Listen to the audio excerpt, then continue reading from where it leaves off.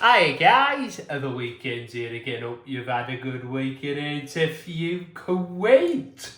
We're here, we're back. It's week 2 of the FPL with Widley. We're reviewing, we're assessing, we're crying, and we're making transfers because I have had another shocker. After last week's performance, I made some drastic changes. 8 points I spent to rejuvenise my team, give me a little bit more strength in midfield, and it hasn't really worked. Now, this week, I've ended up with 30 points, 23 less than last week. I know it's been a bit of a rubbish week all round for everyone, but for me, it's really not been good. You can see here, all of my leagues, we're just seeing reds, so it is not looking good, Brev. We are moving down the tables. It's early doors, I know. But I don't know what I'm doing wrong, guys. So I think I might be needing some more help. 30 points, let's look at my team. So we can see here, Turner in goal, 2 points. Absolutely fine, I was expecting something like that. Now, issues at the back there. Gabriel, 1 point. Again, I thought he was going to be starting with Timber being injured last week, but it's not happened. For some reason, Partey at right back, Tomiyasu at left, meaning Ben White plays in the middle alongside Saliba. Gabriel comes on again towards the end for just one singular point. Trent Alexander-Arnold, a couple of points there. Looks like he might have picked up a slight knock as well. Christoph Asia, one of my better performances this week actually, with a solid 4 points. Brentford doing me good. Marcus Rashford again, absolutely nothing. I was hoping for more there, but they actually had a struggle of a week, losing obviously 2-0 to Tottenham. So not much from United. Martinelli was one of the players that I bought in. They were away to Crystal Palace this week. I was hoping after last week's performance he might do something good. I got 3 points from Martinelli. So it didn't really justify the 4 points that I spent to bring him in. Matthias Jensen in the middle of midfield. 3 points for Brentford. Again, I guess that's one of the better performances this week. Do we take that on a week like this? I mean, I'm 14 points below the average, so that's an absolute shocker. Now, I decided to captain Mo Salah this week because they were playing against Bournemouth at home. I thought he could have been a shoo-in for a hat-trick. I was hoping for that. It didn't happen. He was my best performer this week, being my captain, got me 10 points. So I guess it was a justified decision to make him captain because he did get himself a goal, but he also missed a penalty. I lost points, I gained points. Salah as captain, maybe it was a justified decision. Now, up top, Nicholas Jackson, just a one singular point. Really disappointing with that. Obviously, Chelsea had a poor result away to West Ham. Jackson looked fantastic again, getting into so many positions, but just could not convert. So 1 point from Nicholas Jackson because he did go in the referee's book for a yellow card as well. And then Erling Haaland, obviously kept him in, 2 points, didn't do much, did the ling, so yeah, is what it is there, I guess. My one decision that I was really frustrated with, and as mentioned last week, I was toying with the idea of keeping in Carney Chukwuemeka or bringing in Jensen, in terms of which one do I keep on the bench and which one do I keep in my starting lineup. I decided to go with Jensen. I probably should have gone with Chukwuemeka because he scored an absolutely fantastic goal, but he did also go off injured. I would have picked up an extra 2 points if I kept Carney Chukwuemeka in the starting lineup. So at the end of the day, not a huge difference, but still, I've got to take all I can get at this point, guys, to be honest. João Pedro played for Brighton, didn't start, and this one's a little bit confusing because he started game week 1, scored game week 1, but didn't feature in the starting lineup for game week 2. Now, he did come off the bench again around the 60th minute, got himself a yellow card, did nothing else, so I got no points. That's really frustrating. I'm finding that probably the hardest thing to decide is who you start and who you leave on your bench, because Chukwuemeka would have come on if Gabriel or João Pedro didn't feature, but because both of them did, I got a combined 1 point from those two players. So thank you very much to João Pedro and Gabriel. Now, let's take a look this week at the highest performer. 120 points for the highest performer this week. He did do a bench boost, but look at that team. Middle of midfield, Diogo Jota, Odegaard, and Burmo. Captain Brian and Burmo. Let's look at how I'm going to be setting up next week. I've got some difficult fixtures and some difficult decisions to make. I've got Sam Johnson or Turner decision in goal again. We've got Turner away to Man United. I'm going to go with Johnson in goal. Palace were unlucky against Manchester United. Johnson got a clean sheet in game week 1. The issue is Brentford are scoring a lot of goals. But Sam Johnson's a very good keeper, so I'm going to go with him. I think he's got a better chance of getting more points than Turner away to Manchester United. Watch that come back and bite me. Now, in defence, this is probably where my biggest question marks are, because Gabriel, Van Heck and Asia have all not been starting, and I'm not spending 8 points this week. I've said to myself, I don't mind using my free transfer, I don't mind spending 4 points, but I am not spending 8, again, because it didn't work. So I've got to stick with these guys. I'm just praying, now that Tomiyasu got sent off for Arsenal, I'm hoping Gabriel has a better chance of starting, but with Zinchenko there as well, I don't think he probably will, but they are home to Fulham, so that should be a guaranteed win for Arsenal. Gabriel will probably be featuring again if he doesn't start, so I'm going to have to stick with him. My choices for the other defenders, we've got Trent Alexander-Arnold, who does have that slight injury. He has a 75% chance of playing. Doing a little bit of research, it looks like Jurgen Klopp has said that he should be fine to play on the weekend. Whether he'll be risked to start or not is a different story. Away to Newcastle, they're probably going to need Trent. So we have a decision to make there. Christoph Asia again started game week 1, didn't start game week 2. The same with Van Heck.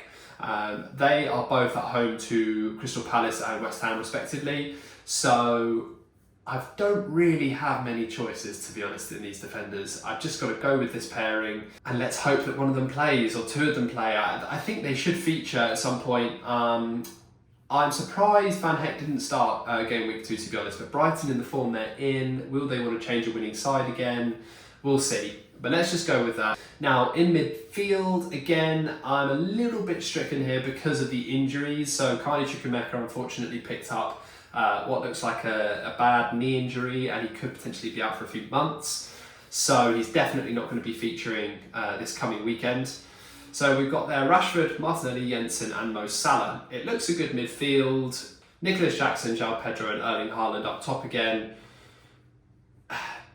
That's probably my best front pairing. I don't think I should be changing that at the moment. Jackson will come good. Erling Haaland, of course, will come good. João Pedro, I'm not too sure about it yet, but he's going to be one of the guys that I bring forward into next week. I don't want to risk getting rid of him yet because I think he will be featuring. He could even start against West Ham. So let's see.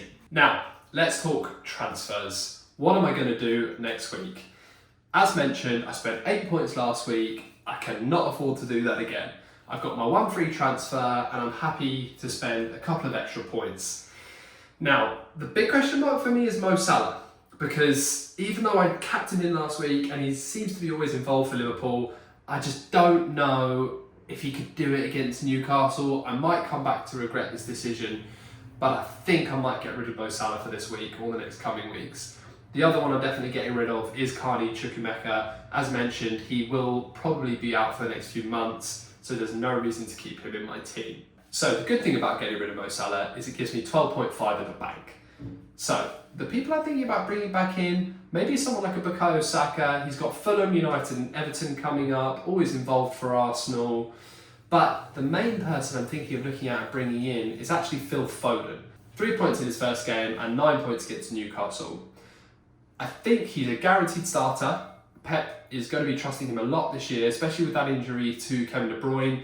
Also, Man City have a great run of fixtures coming up with Sheffield, Fulham and West Ham. So I think a City player I need to bring in. They're performing well, they're keeping things tight at the back, and they have the potential of scoring goals.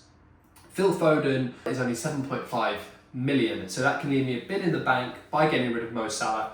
I'm going to bring him in, and let's hope he does a great job for me. In terms of replacing Carney Chukwuemeka, again getting rid of Salah gives me that little bit more leeway because Chucky is only a 4.5 million, so I can't replace him with anyone too outstanding. I could look at someone like a Jared Bowen for West Ham. He's involved. West Ham you just can't necessarily trust in terms of getting those positive results. Moussa Diaby is a really good shout. He was actually in my first draft team, but I think I'm going to go with Brian Mbeumo. Now, Brentford are in fantastic form, and Mbeumo is in fantastic form. He's a midfielder that only costs you 6.6. Even though he plays as a striker for Brentford, he classes as a midfielder on fantasy football. 7 points against Tottenham in game week 1, 16 points against Fulham in game week 2. Crystal Palace, Bournemouth and Newcastle are their next run of games. Mbeumo without Ivan Toney, Mbeumo and Visa are looking like the two main goal threats. So I think I'm going to go with Brian Mbeumo. He'll give me that little bit more attacking threat. His confidence is high. I really rate him as a player. So I think I'm going to go with Phil Foden and Brian Mbeumo. I'm happy to spend 4 points, I think. You know what, I even risked playing like my wild card or my free hit this week and just changing it all, but I can't do that too early. That would be ultimate impulsive. I am impulsive, but I cannot be that impulsive. I have to save that for a little bit longer. Let's trust Foden and Mbeumo. Let's confirm it. Let's go. Foden and Mbeumo in, Mo Salah and Carney Chukwuemeka out. Hit that confirm button. What are we going to do with our 11? So, I think Brian Mbeumo has to come straight in. I'm actually going to put him in instead of Jensen. Keep Jensen on the bench. We now only have 2 injured players on the bench, Trent and Baldock. Phil Foden is also going to come straight in for Mo Salah. The big question is, do we play Trent? So, as I said, I think he should be okay to play this week. Would I rather risk Trent potentially not playing and then having Jensen as my first sub, who can come in if Trent doesn't feature, or would I rather keep Trent on the bench and go with those defenders that I don't have a lot of confidence with, or 3 of them starting, to be honest, or 2 of them even. So I'm going to risk putting Trent in, hoping that over the next few days he will get fitter and Jurgen Klopp will start him away to Newcastle. I think that team in total looks a lot better. With Trent starting, we then have a good midfield of Rashford, who at some point is surely going to turn it on for Man United. They are home to Nottingham Forest. Gabriel Martinelli at home to Fulham. I trust in Gabriel Martinelli. Foden and Mbeumo, hopefully those 2 subs will bring in above 4 points because then it will be a justified decision for me. I'm going to stick with Nicholas Jackson, João Pedro and Erling Haaland up top. Let's see how it goes, eh? Game week 3, to be honest, I can't really do any worse than game week 1 and 2, so I'm hoping to see some greens in those leagues. It's a very frustrating game, this, isn't it? Is it a game? It is a game. I take it quite seriously, but it's still a game. Let me know what you think. I think this is a good team. I still got time. The big decision is Trent.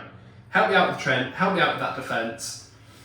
And maybe, I don't know, maybe you think Jensen would be a better shout in midfield as well. But for me, having 3 Brentford players, even though they're in really good form, is a bit of a risk. But at the moment, I'm just happy to spend 4 points. But yeah, let me know what you think. I think this is a good team. I say think a lot because I'm not too confident yet. But the further I go into this, the more experience I gain. I'm still very new. This is my 2nd week in giving this a go a little bit more seriously. Do I go Nicholas Jackson, captain, at home to Luton? He's going to start really bagging goals at some point, and it could be home to Luton. He's definitely going to feature. Oh, that's a tough one. Or Erling Haaland away to Sheffield. Now, Erling, even though he scored a couple of goals in his game week 1, he wasn't too involved in game week 2. But away to Sheffield, you just have to trust that he's going to do well. I've also got the choice of Martinelli or Rashford at home as well. Let me know what you think in terms of a captain. I'm thinking Haaland or Jackson, but any expertise would be gratefully appreciated, guys.